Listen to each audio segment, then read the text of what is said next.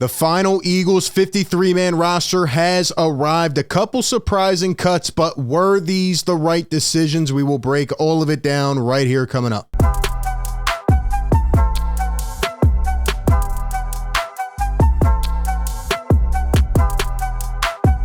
What is going on, everybody? Welcome into A to Z Philly. You know the drill. Hit the like button if you enjoy the show. Be sure to subscribe, ring the bell down below. That way you don't miss any of the Eagles coverage coming up. We are live reacting almost here, as just a minute ago, the Eagles 53-man roster was dropped.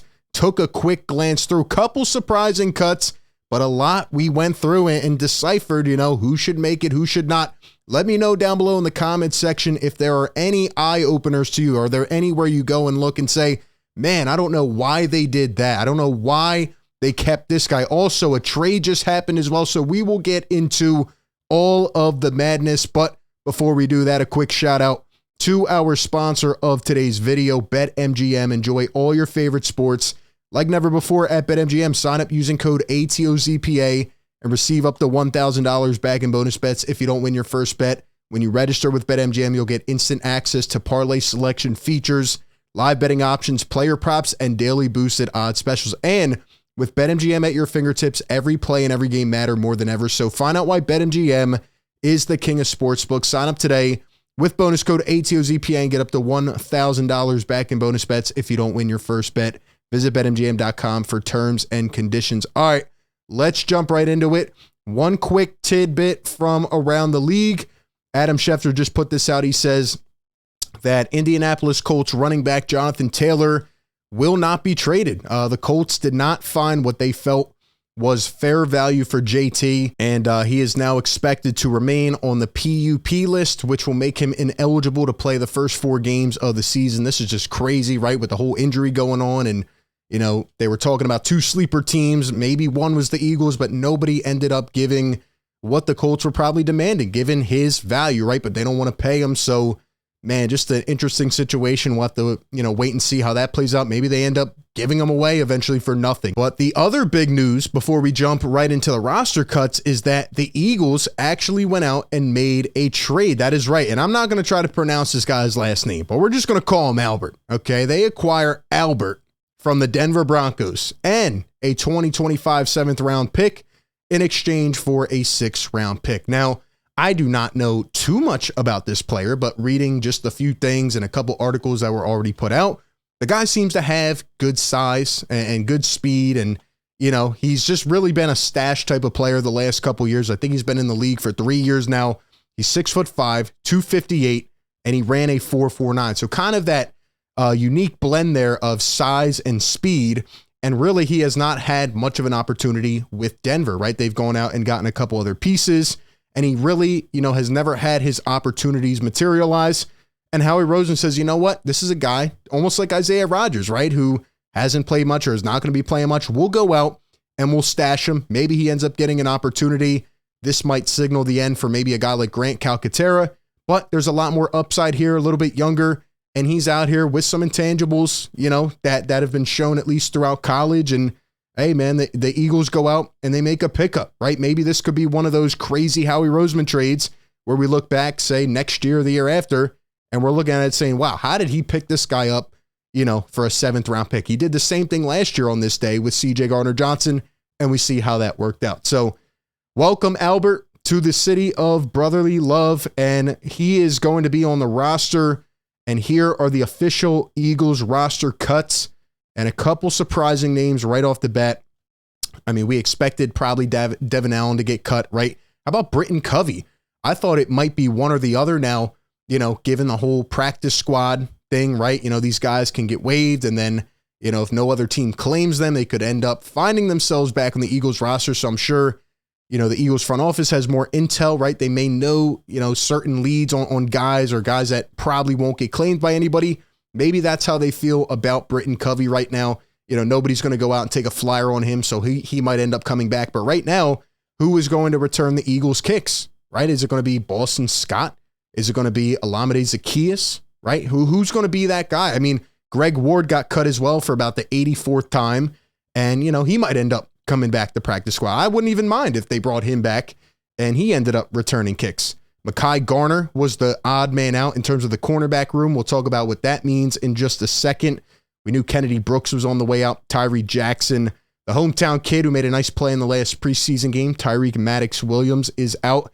Kyron Johnson. But look at this. Nick Morrow is cut. That's right. Linebacker Nick Morrow, who was the first one that they signed this offseason. Miles Jack retired. Now Nick Morrow's out. What does that mean? Congratulations, Zach Cunningham.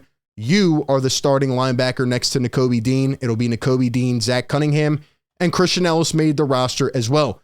I would expect Howie to go out, keep his eyes out, right? Try to address that position more. We talked about Christian Kirksey, who was cut by the Texans yesterday. Maybe that's a guy you go out and get for depth, but keep your eye on the linebacker position. But right now, Zach Cunningham has earned the job, and we saw Nick Morrow in the first preseason game look pretty hot, and then the next game he didn't really do much. We look at Joseph Nada, who was the odd man out in the wide receiver core. We knew there would be one. You knew that they probably could not keep them all. Obviously, Britton Covey, who is more of a special teamers, but Joseph Nada had a really good camp. I don't know if he will end up being back. Maybe he'll go unclaimed, and the Eagles can get him back on the practice squad. We look through the rest of it. Josiah Scott, Josh Sills did not make the roster, and here's really one of the most surprising. Aaron Sipos, in my opinion, is a surprising cut. This was earlier today. We knew about this around noon, but Aaron Sipos has been cut by the Eagles. What does that mean? They have no punter right now on the roster. Ty Zentner, the rookie, was cut about a week ago, and now Aaron Sipos, and it's really weird when I think about the Eagles punters the last few times, right? You know, they usually get a guy who's, you know, just an absolute stud for one season, and then they drop off the face of the earth, right? Last year, Aaron Sipos was one of the worst graded punters. He kind of lost all his mojo that he had from his rookie year, and we know they're kind of a dime a dozen, but, you know, I mean, a lot of people even said it, right? Like, he was one of the bad, you know, spots that you think about in the Super Bowl, right? A couple botched punts, which gave the Chiefs shorter field position to work with, you know, going down and scoring the way that they did. So, yeah, the Eagles, according to Derek Gunn and other reporters, are going to be working out punters, but they have to find a solution. You need a good punter. And right now, the Eagles have no punters on the roster. Let me know what you think about that. And one other really surprising one, Kayvon Wallace. I wouldn't say too surprising, but when you look at who made the roster, a.k.a. Justin Evans, I mean, you know, they made a decision here, right? Kayvon Wallace has had plenty of time as a fourth-round pick to develop, to become that guy, and it just has never materialized. And, you know, Justin Evans, they went with more of a veteran presence, a guy who's been around longer. Is it the right decision? I don't know. You let me know down below. I guess we'll just have to wait and see, you know, how time tells with that. But one of the guys that has made the roster is rookie undrafted free agent Eli Ricks. He's had one of the best camps and preseasons. And as Jordan Schultz says here, the former Alabama star enjoyed an excellent preseason, had a pick six, had 4 pass breakups. And, man, quarterbacks just could not really complete it against him. Eli Ricks, the work ethic. I know they have a plethora of corners, but, man, this guy is a dog, and I'm glad they are keeping him on the roster. He was one of the guys in the preview of the 53-man roster video where I said, man, they should keep him. They should keep him. A lot of upside, even, you know, down the line, right? If Slay and Bradbury aren't here in the next, you know, couple years, say 2-3 years, you have a lot of guys to work with, a lot of depth pieces, and you don't have that drop-off. Howie Roseman has always been good at that, at finding replacements early. So happy for him. Howie actually just commented at the podium on Eli Ricks. He says, you talk about pedigree. He was the #1 corner in the country coming out of high school. He didn't have the last season there he wanted to, but he spent a lot of time in the draft process. His work ethic and care factor are really high. Great success story. Just really talking him up. I love it. As we tell these young players, there's no scholarships in the NFL. You have to come in and earn your spot every day and work for it. And that's exactly what this young man has done in preseason and training camp. And I'm very excited to see him retained on the roster. So here is ESP's initial mock-up of the 53. The Philadelphia Eagles decide to keep all 3 quarterbacks. They go with 4 running backs. Trey Sermon was cut today as well. So at the running back position, they keep Rashad Penny. They keep Swift. They keep Boston Scott. And they're going to run with 4 running backs. So we'll see how that goes. The 4 wide receivers I expected. They have the new tight end via trade. Who knows what will happen, right? Because they have to get a punter. So there will be more subsequent moves. And again, guys coming back through the practice squad. But really, I think it's a good job by the Eagles. They kept Fred Johnson. Like I said, Josh Sills was cut.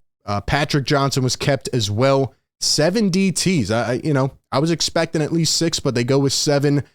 Three linebackers. This is the position that they are going to have to address. And at safety, I figured that, it would be Terrell Edmonds and Reed Blankenship. I think Sidney Brown could eventually get the nod if he continues to play his way up.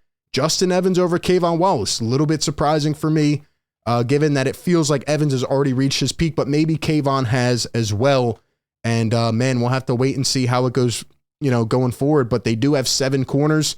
Could one of these guys end up being the replacement for an Avonte Maddox down the line, right? They keep Keely Ringo. They keep Josh Jobe, Mario Goodrich.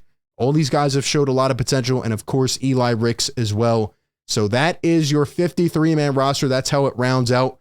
I'm excited to see what this Eagles team can do, man. Let me know your thoughts down below in the comments. What are your initial thoughts on the 53-man roster? Give me your thoughts. Appreciate everybody for tuning in. Be sure to like, comment, and subscribe. And as always, I will catch you all on the next one, man. Peace.